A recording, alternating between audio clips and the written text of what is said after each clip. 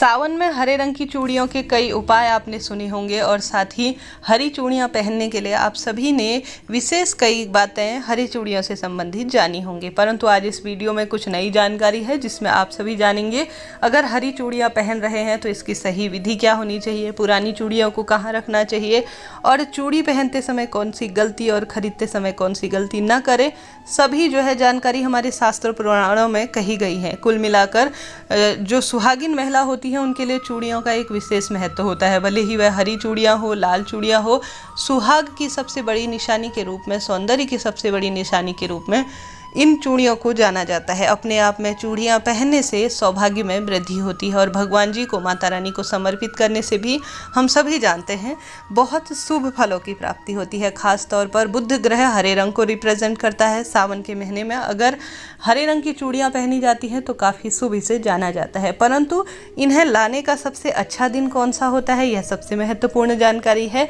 हमेशा शास्त्र प्रमाण कहता है रविवार के दिन और सोमवार के दिन और शुक्रवार के दिन, यह 3 तिथियां सबसे विशेष कही गई हैं जिस दिन प्रत्येक महिला को अपने पहनने के लिए या भगवान जी को समर्पित करने के लिए कोई विशेष उपाय करने के लिए चूड़ियाँ घर पर लाना चाहिए। साथ ही शनिवार और मंगलवार को कभी भूल कर भी चूड़ियाँ न लाएं। कई बार सवाल आता है, दीदी हमें पता नहीं था, अब हम ले आए हैं, क्या करें। तो सबसे पहले आप सभी क्या करें कि शनिवार मंगलवार चूड़ियाँ आ गई हैं, कहीं ना कहीं कांच की वस्तु राहु के प्रतीक के रूप में जानी जाती हैं, अब आ गई हैं, कोई दिक्कत की बात नहीं है। अमावस्या इत्यादि तिथि को भी न खरीदें, न ही इन्हें पहने।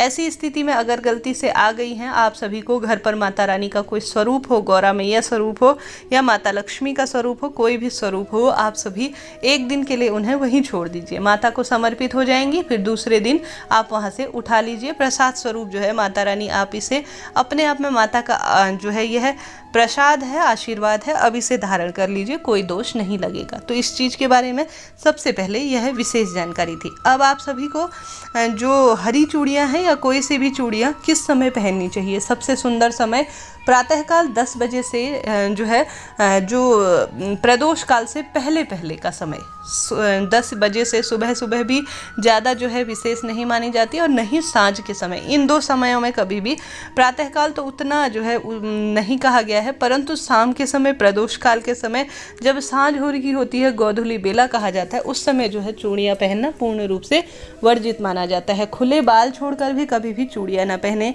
दक्षिण दिशा की ओर मुख करके भी कभी चूड़ियाँ ग्रहण ना करें, अर्थात पहने ना। इस बात का ध्यान रखें।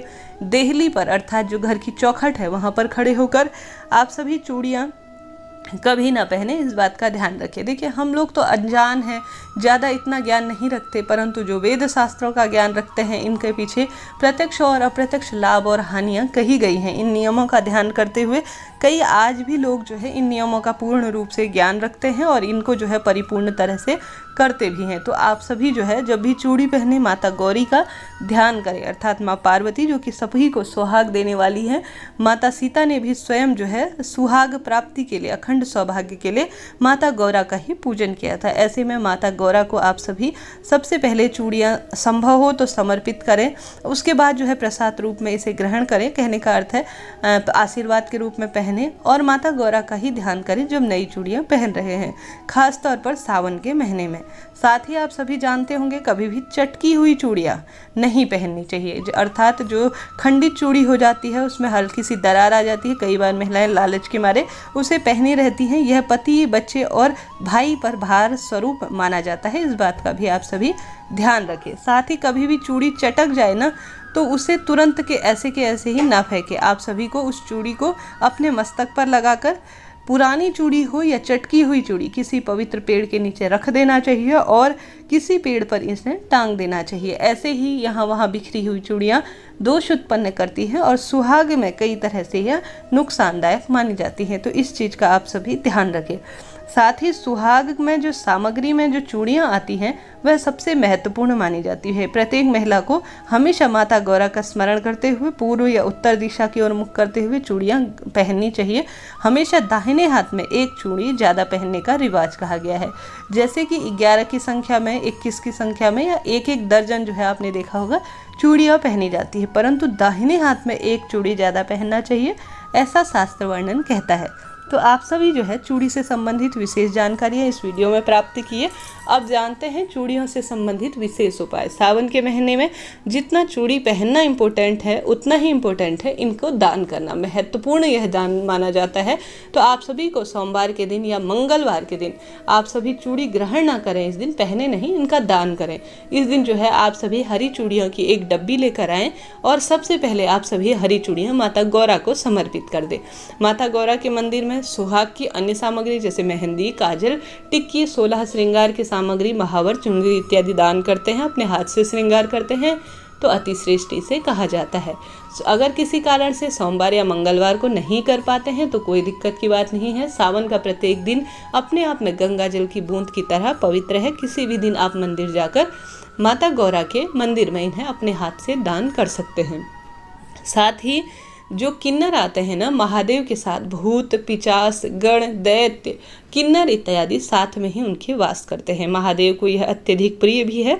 ऐसी स्थिति में सावन के पवित्र महीने में किसी भी दिन अगर आपको किन्नर मिल जाते हैं तो उन्हें घर पर बुलाएं, भोजन के रूप में उन्हें कुछ जो है खिलाएं। उसके बाद एक डब्बी भर के हरे रंग की चूड़ी उन्हें दान में दे दे। संभव हो तो कुछ दक्षिणा या हरे रंग के वस्त्र भी देते हैं तो अति श्रेष्ठ इसे कहा जाता है। सुहाग का जितना दान किया जाता है, खासतौर पर किन्नरों का आशीर्वाद वह तुरंत फल देने वाला होता है। घर में रोग कर्ज मुक्ति होती है, धन धान्य से जीवन भरता है, सुख समृद्धि का आशीर्वाद मिलता है, जीवन में आने वाले सभी कष्ट तुरंत मिट जाते हैं। तो सावन के पवित्र महीने में एक जोड़ी चूड़ी का यह उपाय आप सभी को जरूर से करना है। साथ ही सावन के पवित्र महीने में ऐसी मान्यता है कि घर की कोई कुटुंब की जो रक्त संबंधी हो या किसी ब्राह्मणी को, जो ब्राह्मण की पत्नी होती है, अब ऐसे लोगों को चुनिए जो है इन्हें पूर्ण रूप से पहने। अब ऐसे लोगों को ना चुने जिनके पास पर्याप्त धन है और जो है वह आपके द्वारा दिए गए सामान को तुरंत किसी अन्य को दे दे,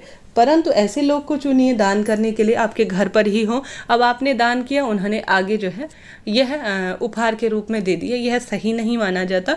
आप हरे रंग की वस्तु का दान कर रहे हैं तो आप सभी को क्या करना चाहिए कि ऐसे वस्तु का चयन करना चाहिए, ऐसे व्यक्ति का चयन करना चाहिए जो इनको जो है पूर्ण रूप से काम में ले और इन्हें पहने, तब जो है यह उपाय सफल माना जाएगा।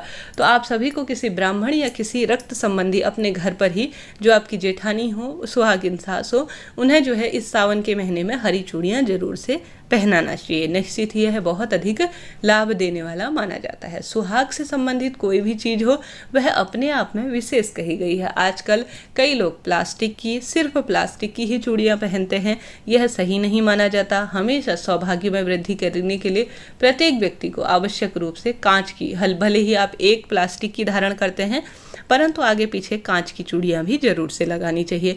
खाली प्लास्टिक ही प्लास्टिक धारण करना सही नहीं माना जाता। आधुनिकता के दौर में जब दुख बीमारियां आती हैं तब हम सोचते हैं कि हमारी पूजा पाठ में कमी कहाँ रह गई है, हम तो परिपूर्ण पूजा करते हैं, परंतु यह छोटे छोटे से नियम जो होते हैं, यह जो है जो चीज़ें हमें धारण करवाई जाती है सुहागिन महिलाओं को, यह कई तरह से रोग दोष कष्ट में भी सहायक होती हैं, दुख बीमारी दूर करने में भी सहायक होती हैं। इन चीज़ों को आजकल हमने परित्याग कर दिया है, जिस कारण से दुख बीमारी हमारे अंदर पूर्ण रूप से घर कर गई है। साथ ही ऐसा कई लोग कहते हैं और शास्त्रों में भी वर्णित है कि प्रत्येक व्यक्ति को सावन के पवित्र महीने में बेलपत्री वृक्ष में भी एक जोड़ी चूड़ी टांग देने से सभी रोग दोष कटते हैं, दुख बीमारी दूर होती है। माता रानी के किसी भी स्वरूप में या किसी सुहागिन लड़की को या किसी सुहागिन जो औरत है उन्हें भी चूड़ी देने के साथ साथ खासतौर पर कुंवारी कन्याओं को भी इस सावन के महीने में एक एक हरी चूड़ी और हाथों में मेहंदी, हरे रंग के वस्त्र जरूर से धारण करनी चाहिए। खासतौर पर महादेव की पूजा कर रहे हैं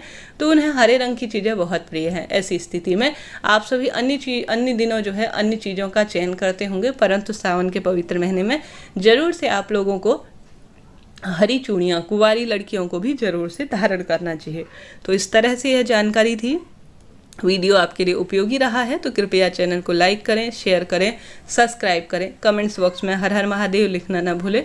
साथ ही आप सभी को सावन से संबंधित एक से एक महत्वपूर्ण जानकारी चैनल पर मिल रही है, कृपया उन्हें देखिए ताकि आपकी पूजा पाठ संपन्न हो। वीडियो उपयोगी रहा हो तो कृपया चैनल को लाइक करें, शेयर करें। हर हर महादेव।